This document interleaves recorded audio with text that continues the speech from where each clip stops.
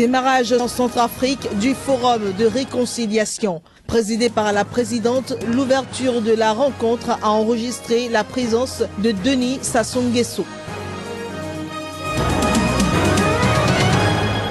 Au Burundi, le gouvernement se dit prêt à libérer les manifestants mis aux arrêts et à rouvrir les radios fermées. La cessation des manifestations en est la condition. Interdiction du port intégral de voile dans les lieux publics. Cette mesure prise par le Congo vise à prévenir tout acte terroriste.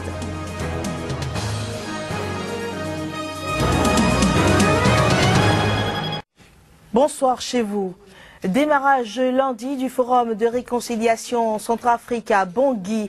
L'événement se tient dans l'hémicycle de l'Assemblée nationale. La cérémonie d'ouverture a été présidée par la présidente de transition, Catherine Samba Panza. C'était en présence du médiateur international dans la crise centrafricaine, Denis Sassou Nguesso. C'est le début d'un forum duquel les Centrafricains attendent beaucoup. L'application de l'accord de cessez-le-feu de Brazzaville de juillet 2014, la refondation des forces de défense et de sécurité, le lancement du processus de désarmement, de démobilisation et de réinsertion des ex-combattants. Les citoyens espèrent des résolutions et mesures fortes pouvant aider à reconstruire la nation centrafricaine. Vous êtes donc réunis pour impulser à la République centrafricaine un nouveau départ. J'espère avec vous que celui-ci est le bon, parce que dans un passé récent, il y a eu des rendez-vous manqués, trop de rendez-vous manqués.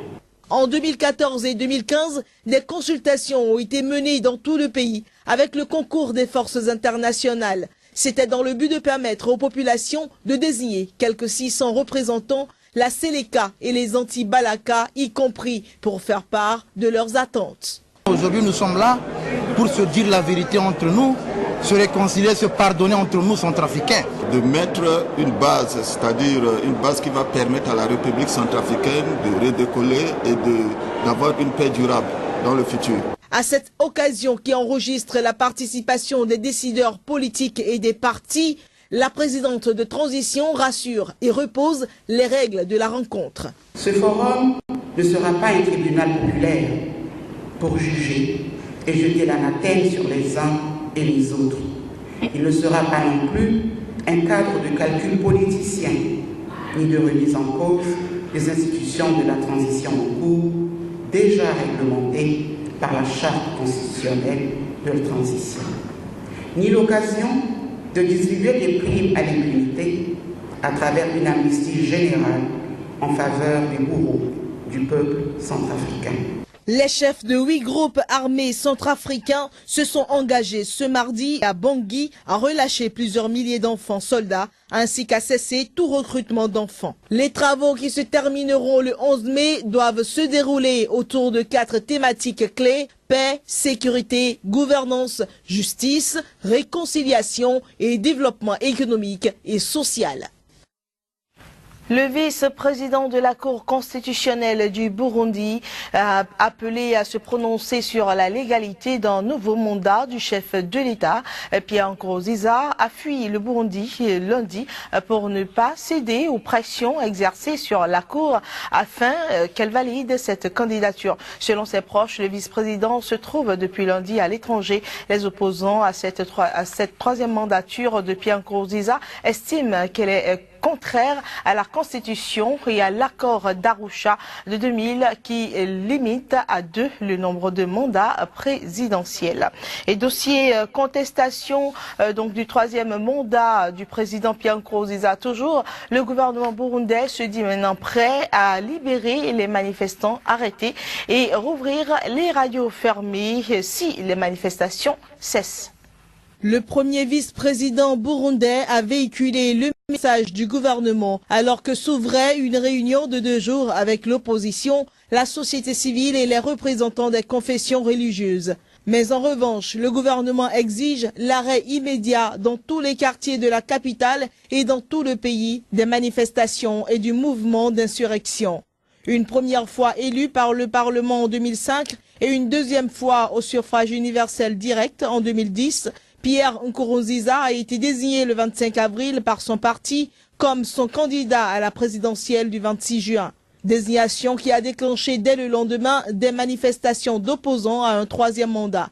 Le camp Nkurunziza ne cesse, lui, de répéter que sa nouvelle candidature est parfaitement constitutionnelle et que la Constitution prévaut sur l'accord d'Arusha. La Cour constitutionnelle, jugée inféodée au pouvoir par les anti-troisième mandat, lui a donné raison ce mardi. En Côte d'Ivoire, 3 cadres du FPI, le parti fondé par Laurent Gbagbo, ont été interpellés lundi par la police. Il s'agit de Hubert Oulaye et Sébastien Dano Djedje à leur domicile respectif. Justin Kouar, responsable de la jeunesse du FPI, a de son côté été interpellé sur son lieu de travail à Bondoukou, dans l'est du pays. Ces arrestations interviennent une semaine après leur participation à une réunion des frondeurs du FPI ayant désigné Laurent Gbagbo comme le président de cette formation. Les faits qui leur sont reprochés sont les suivants: troubles à l'ordre public et défiance à l'autorité de l'État. Épargné par les violences islamistes qui touchent son voisin camerounais, le Congo a décidé d'interdire aux musulmanes de porter le voile intégral dans les lieux publics. Cette mesure vise à prévenir tout acte de terrorisme dans le pays. Une décision qui semble bien acceptée par la minorité musulmane. Les femmes musulmanes ne peuvent désormais mettre leur voile intégral qu'à la maison, dans les lieux de culte, mais pas dans les milieux publics. C'est la décision des autorités congolaises pour prévenir tout acte terroriste. Contrairement à son voisin, le Cameroun, durement frappé par le groupe islamiste nigérian Boko Haram, le Congo n'a pas enregistré pour l'heure d'attaque de ce genre sur son territoire. La mesure est appréciée à sa juste valeur. Le gouvernement peut réfléchir, il peut interdire certaines choses pour la sécurité du pays par rapport à ce qui est en train de passer dans d'autres pays. Si le gouvernement interdit cela, ils doivent avoir leur raison.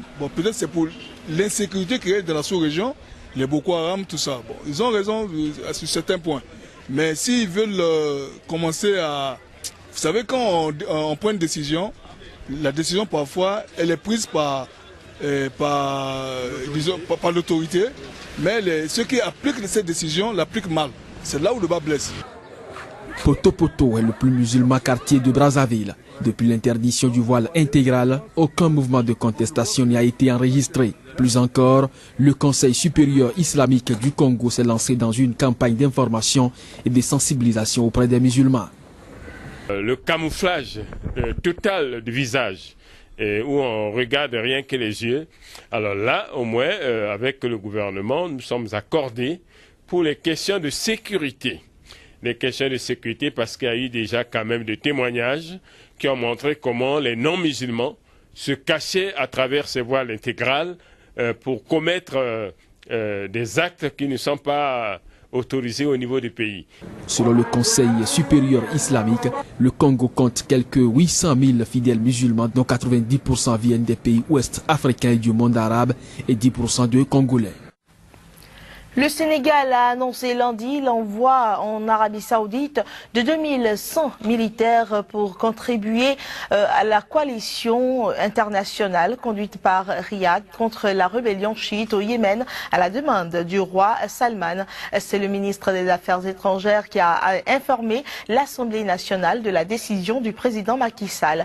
Depuis le 26 mars, en effet, l'Arabie Saoudite conduit avec 8 alliés arabes une campagne de bombardement aérien contre les Houthis, rebelles soutenus par l'Iran. L'opération vise officiellement à restaurer l'autorité du président yéménite, actuellement en exil à Riyad, dont les forces n'ont pu faire face à l'avancée des Houthis, entrés en septembre 2014 à Sanaa. Le Liban redécouvre cette année un drame enfoui dans sa mémoire depuis un siècle. Une famine qui, favorisée par un double blocus en pleine Première Guerre mondiale et une invasion sauterelle, a décimé un tiers de sa population.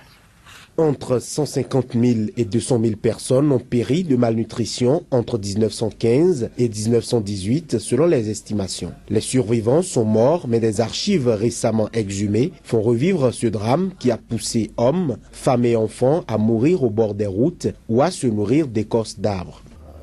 Mourir de faim n'est pas héroïque. C'est pas mourir les armes à la main en défendant son village ou dans les tranchées. Je sais qu'il y a des gens qui sont morts de faim. Des femmes qui ont vendu leurs attraits et qui ont cédé à des hommes pour une bouchée de pain.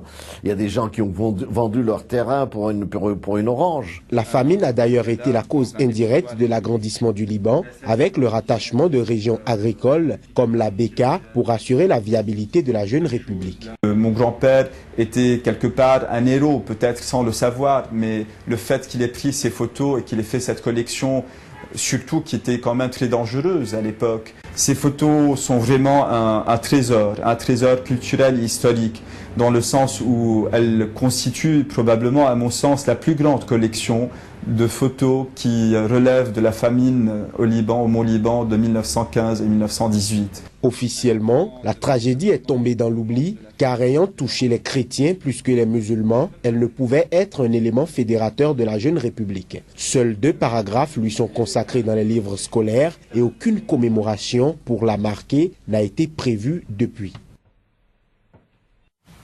Le ministre de l'Intérieur Bernard Cazeneuve s'est rendu lundi à Calais et là nous sommes en France.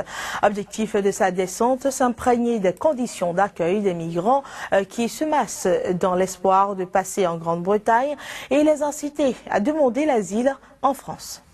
De passage ce lundi à Calais, le ministre de l'Intérieur Bernard Cazeneuve a visité les conditions d'accueil des migrants en transit vers l'Angleterre. C'est par le camp où plusieurs centaines de migrants sont installés que le ministre a commencé sa visite. Il s'est ensuite entretenu avec des responsables d'associations qui se mobilisent pour venir en aide aux étrangers. Une occasion pour ces derniers de lui faire part de leurs difficultés, notamment à répondre aux demandes de repas depuis plusieurs jours. Précisons qu'au cours de ces échanges avec les migrants, le ministre français a exhorté ces derniers à demander asile en France. Rappelons que lors d'une précédente visite en décembre dernier, Cazeneuve avait déjà indiqué vouloir sortir les demandeurs d'asile des mains des passeurs qui leur prélèvent une dîme qu'il qualifie de véritable impôt de la mort. Ce sera tout donc pour cette édition. Merci d'avoir été des nôtres. Au revoir.